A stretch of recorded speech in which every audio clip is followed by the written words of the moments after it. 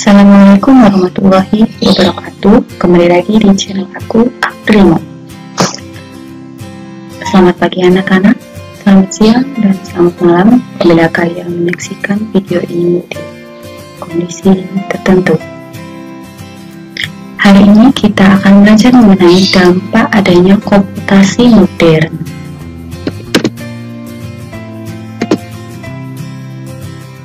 Dampak adanya komputasi modern. Perhitungan dan komputasi pada masa sebelumnya dilakukan dengan alat-alat sederhana seperti pena dan kertas, kapur dan buku tulis, atau ada kalanya dengan bantuan suatu tabel. Namun sekarang mayoritas komputasi telah dilakukan dengan menggunakan komputer yang lebih dikenal sebagai komputasi modern. Dampak adanya komputasi modern ada beberapa penyebabnya, atau ada di beberapa bidang. Yang pertama adalah cikal bakal komputasi modern, yang kedua adalah biometrik, yang ketiga adalah bioinformatika, yang keempat adalah bidang kesehatan. Yang pertama adalah cikal bakal komputasi modern. Pada tahun 1941, Konrad Zuse Elektromechanical menciptakan mesin bernama Z-Machine yang dikenal dengan istilah Z3, sebuah mesin pertama menampilkan biner aritmatika.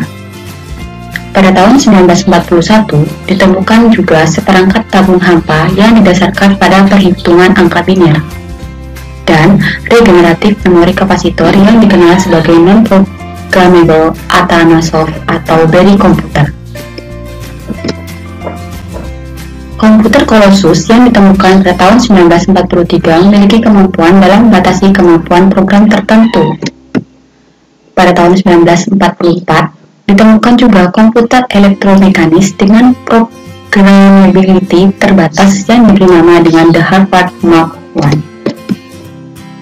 Pada periode berikutnya, US Army Ballistic Research Laboratory menemukan ENIAC pada tahun 1946 sebagai unit komputer yang digunakan untuk menghitung desimal aritmatika dan dinyatakan sebagai komputer elektronik pertama. Yang kedua adalah biometrik.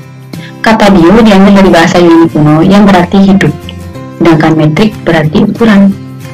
Secara garis besarnya, biometrik dapat diterjemahkan sebagai pengukuran dari analisis statistik pada data biologi yang mengacu pada teknologi untuk menganalisis karakteristik tubuh secara individu.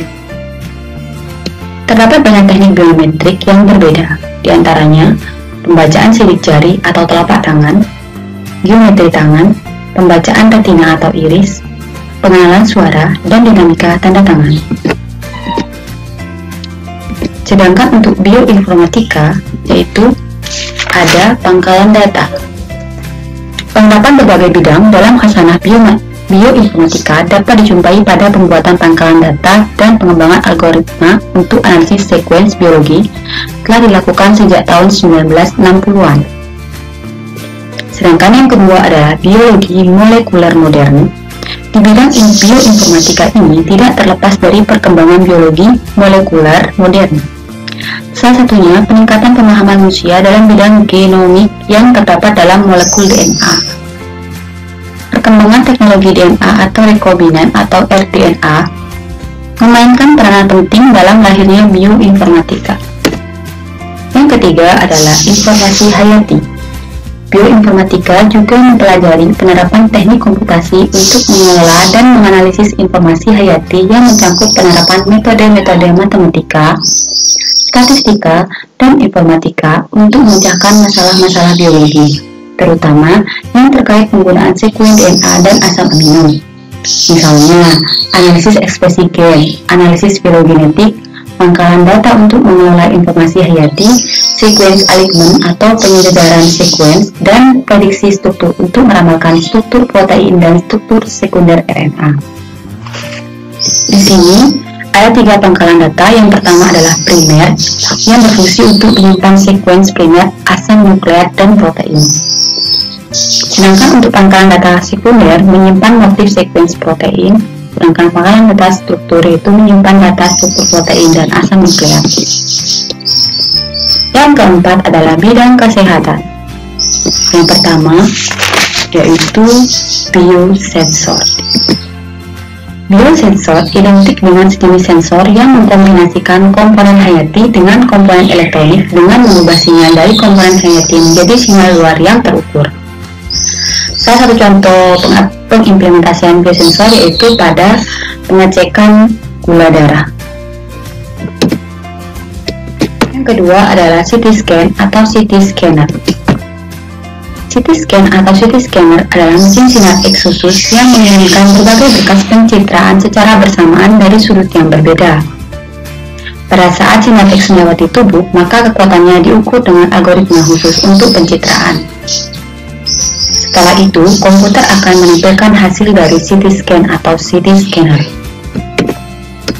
Yang ketiga adalah USG atau ultrasonografi. USG atau ultrasonografi adalah sebuah teknik diagnostik pencitraan menggunakan suara. Suara ultra yang digunakan untuk mencitrakan organ internal dan otot, ukuran, struktur, dan luka patologi sehingga teknik ini sangat berguna untuk memeriksa organ bagian dalam. Untuk hari ini cukup sekian. Apabila ada pertanyaan, silakan kalian langsung japri ke saya ya, saya tunggu. Assalamualaikum warahmatullahi wabarakatuh.